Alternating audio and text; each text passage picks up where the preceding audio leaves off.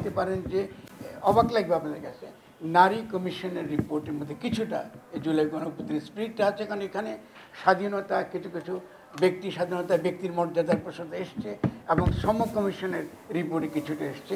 আর বাকি সমস্ত রিপোর্টগুলো এসেনশিয়ালি আমরা যারা ওয়ার্ল্ড ব্যাংকে, IMF-কে, UNDP-কে যেসব টেকনিক্যাল রিপোর্ট দেই সরকারি, ওই টেকনিক্যাল রিপোর্ট, এই টেকনিক্যাল রিপোর্ট তো আপনার অবভিয়াসলি তথাকথিত এত বড় গণ অভ্যুত্থান পরে, এতগুলো শহীদ হওয়ার পরে এই টেকনিক্যাল রিপোর্টের জন্য কিন্তু আমরা এতগুলো মানুষ জীবন দিইনি।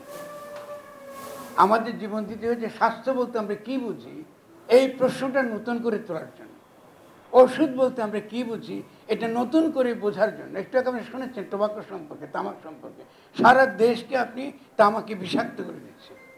আমাদের যেগুলো খাদ্য উৎপাদনের ক্ষেত্রগুলো নিয়ে গেছে তামাক কোম্পানি। আপনি বাচ্চাদের যারা পরিবারের সমস্ত পরিবারকে ওই তামাকের যে এটাকে শুকাবার জন্য, তামাকের এটাকে কিউরিং, এটা করার জন্য তাদের 24 ঘন্টা আগুনের কাছে বসে থাকতে হচ্ছে, বাচ্চারা স্কুলে যেতে পারছে না। ঠিক আছে, আমরা অসুখ দেখছি নিকোটিন যেটা হয় তামাকের, টোবাকোর মধ্যে, এই নিকোটিন তারা কিন্তু কনজিউম করছে। এখান থেকে যে খরচ, এখানের কারণে স্বাস্থ্যের যে পরিমাণ ক্ষতি হচ্ছে জনগণের, তার চেয়ে অনেক কম তথাকথিত কোম্পানিগুলো ট্যাক্স দিচ্ছে। কিন্তু সরকার যখন তথাকথিত রাজস্বের কথা বলে এই ক্রমাগত এই সকল ক্ষতিকর কোম্পানিগুলোকে টিকিয়ে রাখছে, এটা যে বেসিক কোশ্চেন। যেখানে এই ধরনের কোম্পানিগুলোকে শুধুমাত্র বন্ধ করে দেওয়া না, রীতিমতো শাস্তি দেওয়া উচিত যে জনগণের স্বাস্থ্য ক্ষতির তারা কারণ, এটা না করে তারা কিন্তু পুরস্কৃত করছে। একটু আগে আমি শুনেছেন আকিজ কোম্পানির কথা, আপনার শুনেছেন, এখানে কনফ্লিক্টস অফ ইন্টারেস্টটা অত্যন্ত ভিজিবল। একটা না, 3-4টে মন্ত্রণালয় কিন্তু এই ধরনের আপনার এই কোম্পানিগুলো কর্পোরেশনের কাছে দিয়ে দিয়েছে। কেন এটা ঘটছে? এটা ঘটছে তার জন্য হলো যে আমাদের সমাজে একটা অসম্ভব রকম ক্রিটিক্যাল চিন্তার মারাত্মক রকম অভাব আছে, এবং আমাদের রাজনৈতিক দলগুলোর এই ক্রিটিক্যাল চিন্তার মারাত্মক অভাবের জন্য আমরা এই এত বড় গণ অভ্যুত্থানের পরে আমরা এই সুযোগটুকু আমরা নিতে পারিনি যে আমাদের স্বাস্থ্য নিয়ে আমাদের কথা বলতে হবে নতুন করে। কারণ স্বাস্থ্য বলতে মেডিকেলাইজেশন বোঝায় না। এখন স্বাস্থ্য বলতে কি বোঝায়? স্বাস্থ্য বলা মানে হলো যে এই কোম্পানিগুলোর ওষুধ বিক্রির একটা নতুন ইনভেস্টমেন্ট ক্ষেত্র, এটি হলো স্বাস্থ্য। আপনি এখান থেকে বাইরে যাবেন, আপনি দেখবেন যে 10টা দোকানের মধ্যে দেখবেন 5টা দোকানে খালি ওষুধের দোকান, তার মধ্যে 70% কিন্তু বাজে ওষুধ, কোনো দরকার নেই।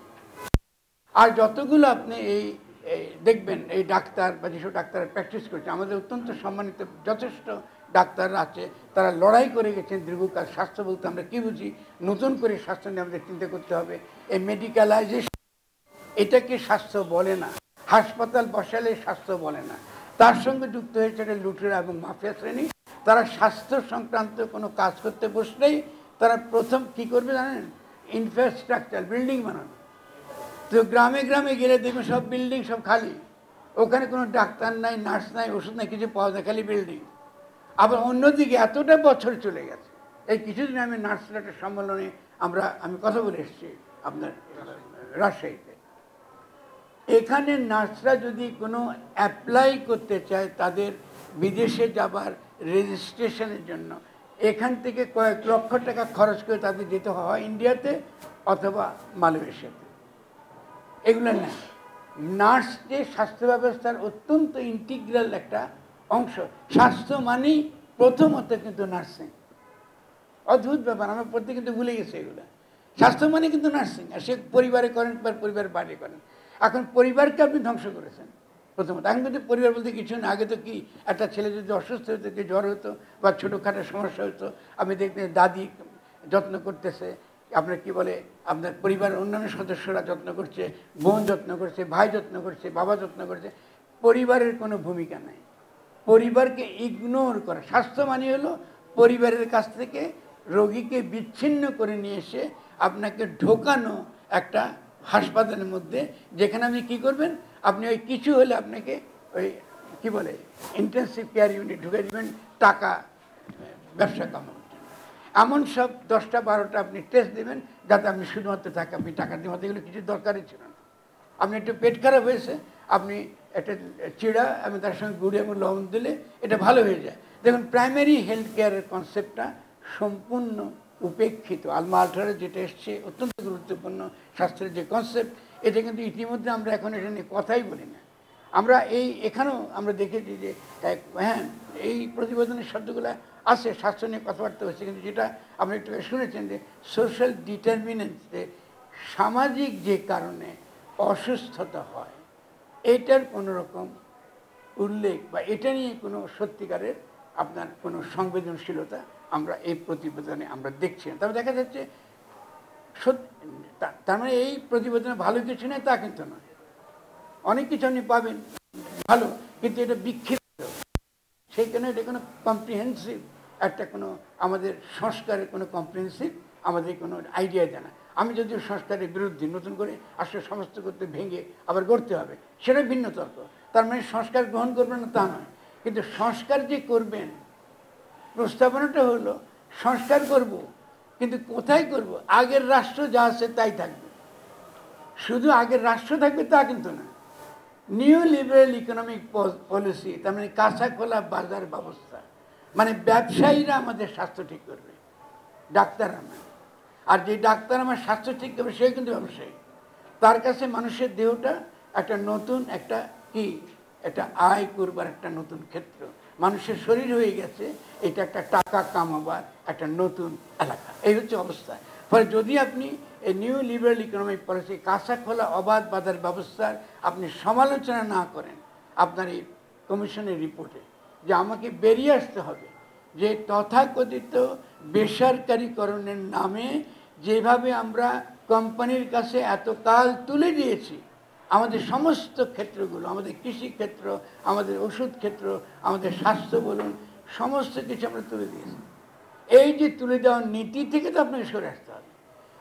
এত বড় গণঅভ্যুত্থানের পরে আপনি যদি প্রত্যেকটা কমিশনের রিপোর্ট দেখেন আপনি পাবেন না খুঁজে যে কেন বাংলাদেশ গরিব, কেন বাংলাদেশে এই দুর্দশা, কেন বাংলাদেশে এনসিডি এখন 67%, এখন বেড়েছে 69 মতান্তরে। মানে এনসিডি কি বুঝেন আপনারা? আমি জানি না, হয়তো নিশ্চয়ই আমরা সকলে বুঝি, আমি কীভাবে এই দৃশ্যতা এভাবে প্রশ্ন করা আপনাদেরকে।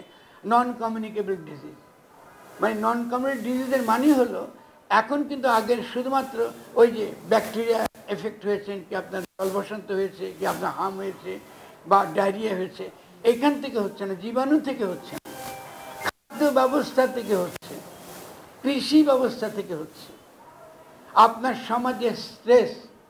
আপনি দেখবেন তরুণ ছেলেরা আত্মহত্যা করে, এটা তো আপনি দেখেছেন। আমি জানি না রিপোর্টে আত্মহত্যা সুইসাইড নিয়ে কোনো আছে কোনো ইয়ে আমি মনে পড়ছে না। দেখেন আত্মহত্যা সাংঘাতিক গুরুত্বপূর্ণ একটা ইস্যু, কেন এটা স্ট্রেস রিলেটেড, এটার সঙ্গে ক্যাপিটালিজম দায়ী, অসহায়ত্ব দায়ী। আপনি যখন দেখেন জীবনের কোনো ভবিষ্যৎ নাই আপনার কাছে, আপনি কোনো দেখতে পাচ্ছেন না জীবনের সামনে কোনো আশা, আপনি অবশ্যই তখন কি করবেন, আপনি একটা আত্মহত্যার প্রবণ হয়ে উঠবেন। অথবা কি হবে জানেন, অথবা আপনি পরকালে বিশ্বাস করবেন, কারণ ইহলোকে তো আপনার কিছু পাবার আর কোনো আশা নাই। ফলে আপনি একমাত্র পাবেন পরকালে গিয়ে। ফলে জান্নাত আপনি চাইবেন, আপনি বেহেশত থেকে মুক্তি চাইবেন, এটা ইহলৌকিক কোনো কাজে আপনি উৎসাহিত হবেন না। ফলে কি হবে, একটা রাইট উইং অত্যন্ত দক্ষিণপন্থী একটা উগ্র ধর্মবাদটা গড়ে উঠবে, যেটাকে আমরা ধর্মবাদী ফ্যাসিজম বলি। ফলে ক্যাপিটালিজমের সঙ্গে এই যে ধর্মবাদী ফ্যাসিজমের সঙ্গে অত্যন্ত ঘনিষ্ঠ। আর তার আরেকটা আপনি দেখবেন প্রতিফলন, অধিকাংশ শহরের মানুষ, ঢাকা শহরের মানুষ স্ট্রেস রিলেটেড, যতগুলো তার ব্লাড প্রেশার হয়, কি তার কি ডায়াবেটিস হয়, যত কিছু আপনি দেখবেন সবই কিন্তু কম না কম স্ট্রেস রিলেটেড। আমি পেশায় ফার্মাসিস্ট, আমার যে ডাক্তাররা ভালো বলছেন, কিন্তু আমি আমার ক্ষুদ্র বুদ্ধিতে যা বুঝি তাহলে এই যে স্ট্রেস রিলেটেড একটা বিরাট একটা সমস্যা আপনার এখানে দাঁড়িয়েছে। আর এরপরে আরেকটা অসুখ কী জানেন, এটা বলা আইট্রোজেনেসিস, মানে ডাক্তাররা তৈরি করে। আপনি হাসপাতালে যাবেন তো হাসপাতাল আবার আপনাকে আবার অসুস্থ করে দেবে, ওটা কিন্তু অসুস্থ হবে কিন্তু আরেকটা লক্ষণ, আরেকটা জায়গা, আরেকটা ক্ষেত্র। ফলে দেখা যাচ্ছে এই কমিশনে যে রিপোর্টটা আমরা পেয়েছি, এখানে এমন কোনো দিক নির্দেশনা আমরা পাই না, যেই দিক নির্দেশনাটা আমরা একটা নতুন স্বাস্থ্য ব্যবস্থা সম্পর্কে আমরা চিন্তা করতে পারি এবং নতুন স্বাস্থ্য ব্যবস্থা গঠন করবার একটা পথ বা একটা কৌশল বা একটা পদক্ষেপ আমরা আরম্ভ করতে পারি। আমি এই রিপোর্টটা সামনে নিয়ে প্রায় একটা পুরো রাত বসে বসে ভাবলাম আমি শুরু করবো কোন থেকে, আপনি কোথা থেকে সংস্কার